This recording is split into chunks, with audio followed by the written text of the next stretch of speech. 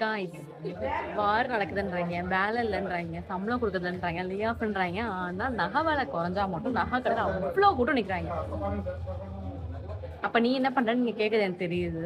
என்கிட்டயும் காசுலாம் இல்லை, நானும் காசுலாம் சேர்த்து வச்சிருந்த. I have a tabby with a limit. So அதை வந்து வாய்ஸாக யூஸ் பண்ணலான்னு சொல்லிட்டு நான் வந்து வாங்க வந்திருக்கேன். எனக்கு ரொம்ப நாளாக ஒரு ரிங் வாங்கணும் ஆசை. ஸோ அதான் வாங்க வந்திருக்கேன். இருங்க என் ரிங்கு காட்டுறேன் உங்களுக்கு. ஸோ வந்து நம்ம வந்து சாபியில் இல்லை இஎம்ஐயில் கண்ட பொருள் வாங்குறதுக்கு பதிலாக கோல்டு வாங்கணும் நல்லது. Yes, my advice, life advice, அக்காவோட அட்வைஸ். ஸோ கோல்டு நீங்கள் வந்து கலந்து வாங்கி வாங்கினா தப்பே கிடையாது. நான் யூஏ வந்து 4 வருஷத்தில் நான் சேர்த்து வச்சுன்னு நகை வாங்கினதே கிடையாது. இந்த மாதிரி இஎம்ஐ போட்டு தான் நகை வாங்கியிருக்கேன். அப்படி தான் நான் நகை சேர்த்துருக்கேன்.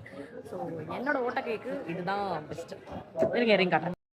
கைஸ், இதான் நான் வாங்கின ரிங். இது இந்த ரிங் இது வந்து நான் வந்து 11th படிக்கும்போது எங்கள் அம்மா கொடுத்தது. இந்த ரிங் ஒரு வாரத்துக்கு நான் இப்படி தான் பேசுவேன் எல்லாத்தையும். ஹாய் பாய் அப்படி பேசுவேன். ஸோ நாங்கள் நகைக்கடைக்குள்ளே போகும்போது ஒரு கிராம் 455 கிராம்ஸ், வெளில வரும்போது 462 கிராம்ஸ் சொன்னா did I say that? Anyway வாய் கொள்ளுறது கைஸ். ஸோ வந்து கோல்டு விலை ஃப்ளக்சுவேட் ஆகிட்டே இருக்கு. போய் அள்ளிண்டு காசு இருந்தால் இல்லைனாலும் பரவாயில்ல.